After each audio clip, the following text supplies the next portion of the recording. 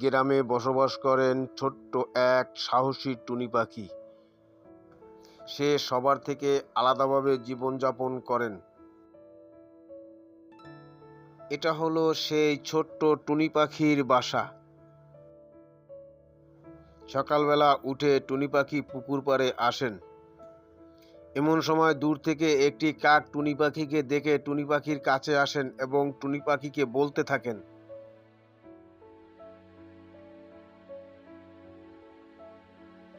কিরে টুনি, তুই কেমন আছিস? বেশ কিছুদিন তোরে দেখছি না, তোকে তো আগের মতো ঘুরতেও দেখি না। ব্যাপারটা কি, তুই কি হারিয়ে গেলি নাকি?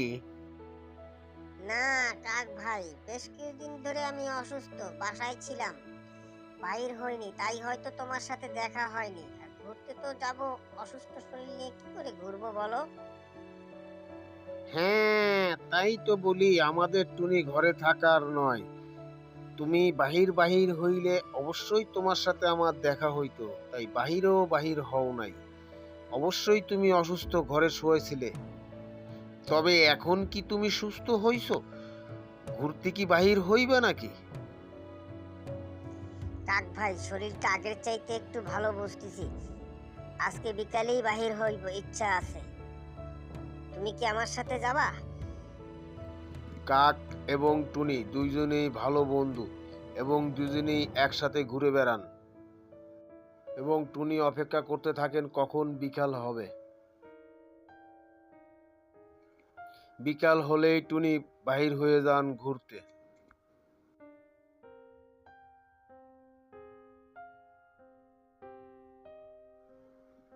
ঘুরতে ঘুরতে একটি বনের উপর দিয়ে উড়ে যাচ্ছিল, এমন সময় দূর থেকে কান্নার আওয়াজ শুনতে পান টুনি।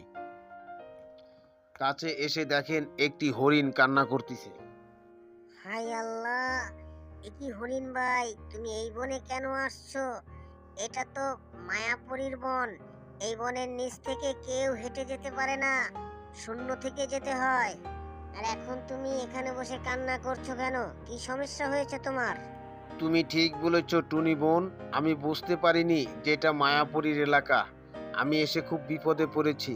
আমি একটা ধাঁধায় আটকা পড়ে গেছি।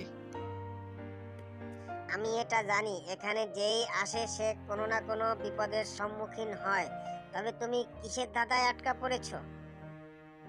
আমাকে একটা ধাঁধা দিয়ে বলেছে, তুমি যদি এই ধাঁধার উত্তর দিতে পারো তাহলে তুমি এখান থেকে মুক্তি পাবে, না হলে এই জাদুর খাঁচায় বন্দি হয়ে না খেয়ে মরবে। হরিণ ভাই, মায়াপরী তোমাকে কি ধাঁধা দিয়েছে তুমি কি আমাকে বলতে পারো? দেখি আমি তোমাকে কোনো সাহায্য করতে পারি কিনা। এমন সময় বাতাসের গতিতে ছুটে আসেন মায়াপুরী এবং এসে সে নিজেই ধাঁধার কথা বলতে থাকেন।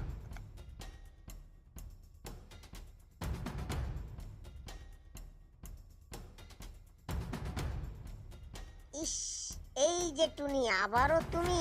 আমি এখানে কাউকে তোমার জন্য আটকিয়ে রাখতে পারি না। টুনি, আজকে তুমি এই হরিণকে কোনো সাহায্য করবে না। সে নিজের সাহায্যেই যদি পারে তবে এখান থেকে মুক্তি হয়ে যাক, আমার কোনো আপত্তি নেই। না মায়াপরি, এটা তুমি করতে পারো না। সে যদি উত্তর দিতে না পারে তবে কারো না কারো সাহায্য নিতে পারে। হ্যাঁ মায়াপুরী, টুনি বোন ঠিক বলেছে, আমি কারো না কারো সাহায্য নিতে পারি। তবে আমার এই ধাঁধার উত্তর যদি তুমি দিতে পারো তবে তোমাকে আমি ছেড়ে দেব। আর টুনি সাহায্যকারী যদি সেও না পারে তাহলে তাকেও আমি আটকে রাখবো। আমার ধাঁধাটা হলো, খেয়াল করে শোনো তুমি। যে নেই হাত নেই পা, তবুও সে করে অনেক কাজ। সে কখনো কথা বলে না, তবুও সবার প্রিয় সাজ। এটার উত্তর চাই আমি। মায়াপুরী, তোমার এই ধাঁধার উত্তর হলো বই। হরিণ, টুনি পাখি যে উত্তর দিয়েছে, তুমি কি এই উত্তর স্বীকার করছো? হ্যাঁ, আমি এই উত্তরটা স্বীকার করছি, ওটা বই হবে। মায়াপুরী তাদের সবাইকে ধাঁধার উত্তর শুনে মুক্ত করে দেন